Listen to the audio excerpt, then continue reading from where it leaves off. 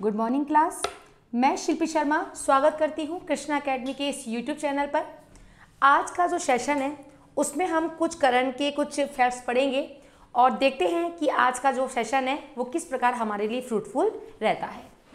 तो आज की श्रृंखला में पहला क्वेश्चन आया, बुजुर्गों को सहायता देने के लिए संकल्प योजना किस स्टेट ने प्रारंभ की। यानी बुजुर्ग जो लोग हैं उनको घर बैठे ही उनको बाहर निकलने के लिए वैसे ही मना कर रखा है, छोटे बच्चों और बुजुर्ग लोगों को, तो उनके लिए एक संकल्प योजना चालू की गई ताकि उनको परेशानी ना हो, उनका ध्यान रखा जाए। तो बुजुर्गों की सहायता करने के लिए संकल्प योजना का जो प्रारंभ किया है वो किसने किया है, वो किया है एमपी ने, एमपी मध्य प्रदेश। तो ध्यान रखना, बुजुर्गों को सहायता देने के लिए संकल्प योजना प्रारंभ की है एमपी ने। अगला क्वेश्चन, हाल ही में फ्लिपकार्ट का नया सीईओ किससे बनाया गया है। तो हाल ही में फ्लिपकार्ट का नया सीईओ बनाया गया है श्री राम वेंकटरमन। याद कैसे करना है, फ्लिपकार्ट से आपको याद कर लेना है फली की सब्जी। फ्लिपकार्ट से आपको याद कर लेना है फली की सब्जी, यानी हमने एक टोकरी में क्या बनाई, फली की सब्जी बनाई, और उस फली की सब्जी को खा कौन रहा है, उस फली की सब्जी को खा रहा है राम। तो राम जो है वो फली की सब्जी खाते हैं, बेर खाते हैं, बिल्कुल जो है सारे के सारे जो है इको प्रोडक्ट आते हैं। तो ध्यान रखिएगा, हाल ही में फ्लिपकार्ट का नया सीईओ किसे बनाया गया है, श्री राम वेंकटरमन को। चलते हैं आगे। हाल ही में पाकिस्तानी वायुसेना में पायलट के रूप में नियुक्त होने वाले पहले हिंदू व्यक्ति कौन बने हैं। तो ध्यान रखिएगा, अभी हाल ही में पाकिस्तानी वायुसेना में नियुक्त होने वाले पहले हिंदू जो व्यक्ति है वो बने हैं राहुल देव। तो इसका सही आंसर है वो है राहुल देव। तो ये आपको ध्यान रखना है कि पाकिस्तान में जो है वायुसेना में शामिल होने वाले हिंदू व्यक्ति बने हैं राहुल देव। मत कर फॉरवर्ड अभियान, ये अभियान क्या है। कई लोग कोरोना के इस पीरियड में फालतू की यानी भ्रमित करने वाली जो है न्यूज़ फॉरवर्ड कर रहे थे और ये बहुत ज़्यादा घातक था, यानी सही फैक्ट छुप जाते हैं और जो लोग अपनी मनमानी से चीज़ों को फॉरवर्ड कर रहे थे, जिससे काफ़ी लोग जो है इस प्रकार की फेक न्यूज़ से डर जाते हैं और हमारे समाज पर इसका विपरीत असर पड़ता है। इसी वजह से मत कर फॉरवर्ड नामक अभियान शुरू किया है। आपने देखा होगा टीवी पे भी एक ऐड आता है, हीरोइन और हीरोइन जो है वो ये इसका एक बनाते हैं, एक वीडियो बना रखा है कि मत कर फॉरवर्ड, यानी गलत चीज़ों को आपको फॉरवर्ड नहीं करना है। और इस चीज़ के लिए जो है मत कर फॉरवर्ड अभियान ये लॉन्च किया है किसने बेटा, ये लॉन्च किया है टिकटॉक ने। तो इसका बात आप ध्यान रखना, मत कर फॉरवर्ड अभियान लॉन्च किया है टिकटॉक ने। किस राज्य ने, नेक्स्ट क्वेश्चन है, कोविड-19 राहत कोष के लिए धन जुटाने के लिए ऑनलाइन शतरंज प्रतियोगिता प्रारंभ की है। इसमें क्या होगा, इसमें शतरंज एक प्रतियोगिता लॉन्च करी एक स्टेट गवर्नमेंट ने, और उसमें जो भी व्यक्ति या बच्चा इस कंपटीशन में भाग लेना चाहता है उसको उससे 50 रुपये शुल्क लिया जाएगा। अब 50 रुपये शुल्क लिया जाएगा, फिर जो इंटरनेशनल लेवल के जो भी अच्छे प्लेयर्स हैं उनके साथ में ये प्रतियोगिता प्रारंभ होगी और इसमें जो व्यक्ति फर्स्ट आएगा उसे 1 लाख रुपए तक का प्राइज़ मिलेगा। तो 50-50 रुपये के हिसाब से अगर पेमेंट लेते हैं तो वैसे भी इसका जो पैसा आता है उसके द्वारा जो है कोविड-19 राहत कोष में थोड़ा पैसा जमा हो जाएगा, जिससे जो है कोविड-19 के रोगियों को जो है क्या होगा, आराम मिलेगा। तो ऐसा करने वाला कौन सा स्टेट है, तो वो है कर्नाटक। तो इसको ध्यान रखना है, कोविड-19 में शतरंज प्रतियोगिता प्रारंभ करने की पहल करी है कर्नाटक ने। नॉर्मन हंटर का निधन हो गया है, वे किस खेल से जुड़े हैं। सबसे पहले तो ध्यान रखिएगा, नॉर्मन हंटर जो कि एक फुटबॉल खिलाड़ी थे, फुटबॉल हंट किया फुटबॉल को, तो नॉर्मन हंटर जो है इनका निधन हो गया है, फुटबॉल खिलाड़ी थे। अगर आपसे क्वेश्चन ये पूछे कि ये बेसिकली थे कहाँ से, तो ध्यान रखिएगा ये थे इंग्लैंड के। कहाँ के थे बेटा, इंग्लैंड के।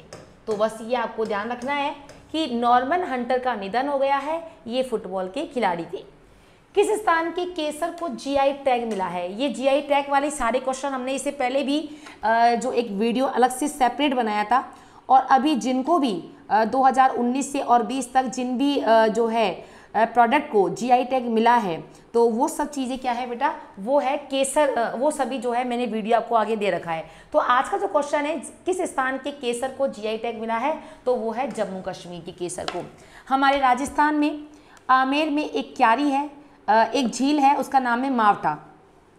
उस झील में क्यारी बनाकर जो है केसरी खेती की जाती है। इसके फूल पर्पल कलर के होते हैं और उस पर्पल कलर के फूल के आगे, जिसे हम वत्तिकाग्र बोलते हैं, जैसे मैं बता देती हूँ आपको, इसे मान लीजिए ये आपका जो है केसर का फ्लावर है, तो इसके ऊपर जो वत्तिकाग्र होता है, इसके ऊपर जो वत्तिकाग्र होता है, यहाँ पर जो है केसर जो है उत्पन्न होता है और लोग इससे कालाबाजारी करते हैं, क्योंकि इसका जो वत्तिकाग्र होता है उसमें केसर होता है, लेकिन लोग इसकी क्या पत्तियों में जो स्मेल रहती है तो उसको भी कन्वर्ट करके सस्ते दामों में जो है केसर के रूप में बेच देते हैं। तो अब यह ध्यान रखिएगा, केसर को जीआई टैग मिला है किसका बेटा, जम्मू कश्मीर के केसर को।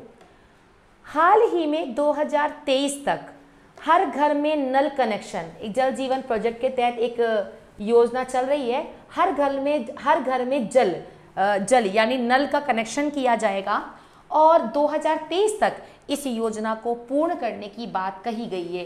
तो क्वेश्चन पूछा गया, ऐसा प्रदान करने की योजना किसने बनाई है, यानी कौन सा स्टेट है जो ये कहता है कि 2023 तक हमारे जो स्टेट है उसके हर घर में एक जो है नल होगा। तो ये योजना बनाई है अरुणाचल प्रदेश ने।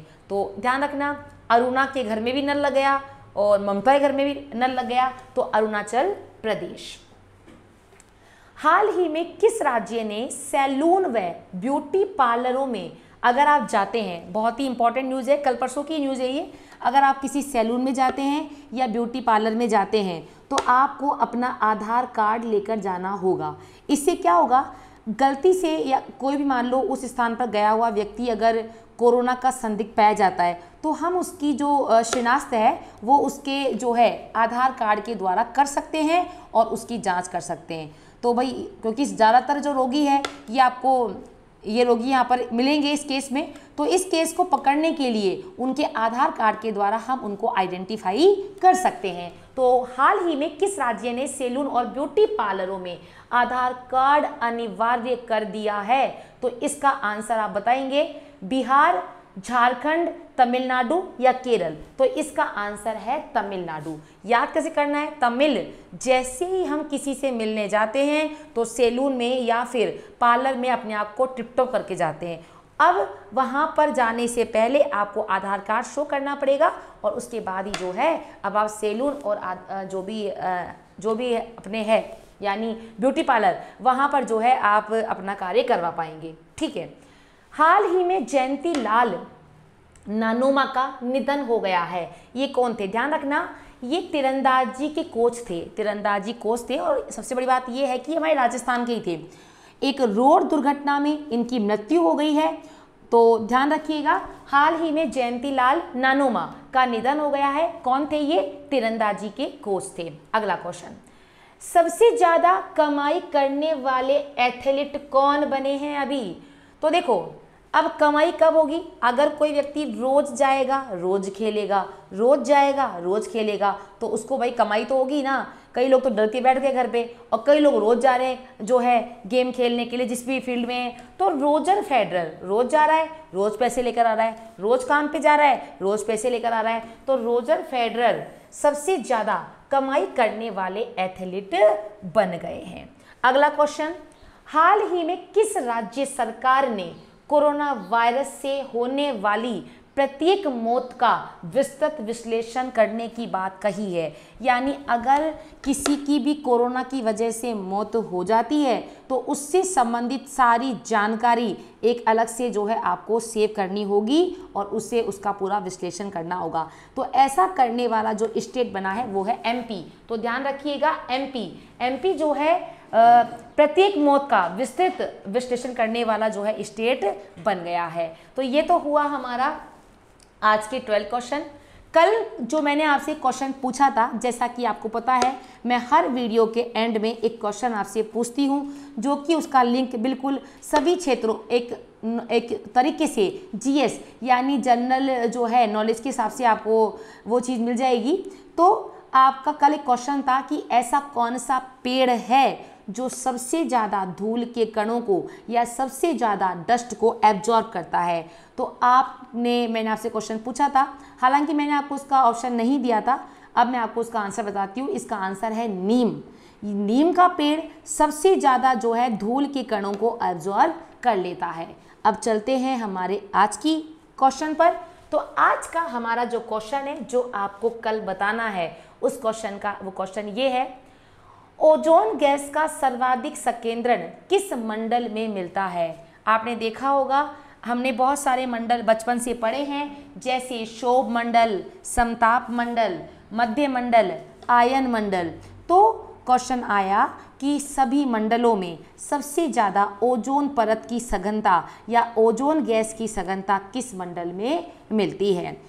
अच्छा, मैं आपको एक बात, ये क्वेश्चन तो आपके लिए है, लेकिन थोड़ा सा मैं आपको बता देती हूँ कि जो भी हम दैनिक क्रियाएं देखते हैं, जैसे बिजली का कड़कना और आंधी तूफान, ये सारी जो घटनाएं हैं ये शोभ मंडल में ही होती है। और एक बात और ध्यान रखिएगा, अगर हम पृथ्वी के वायुमंडल से ऊपर जाते हैं तो शोभ मंडल तक तो टेम्परेचर ऊंचाई पर जाने से कम हो जाता है, लेकिन जैसे ही हम शोभ मंडल का जो है ऊंचाई पार कर लेते हैं तो फिर टेम्परेचर जो है वो बढ़ता जाता है। एक ये क्वेश्चन आपके लिए इंपॉर्टेंट हो गया। और तीसरा क्वेश्चन, दो तो मैंने आपको बता ही दिए हैं इसमें, और तीसरा क्वेश्चन आपके लिए है कि ओजोन गैस का सर्वाधिक संकेंद्रीकरण किस मंडल में मिलता है।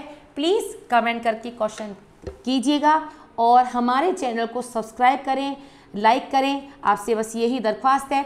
पढ़ते रहिए। मिलते हैं कल कुछ नए फैक्ट लेकर। तब तक के लिए बाय, थैंक यू।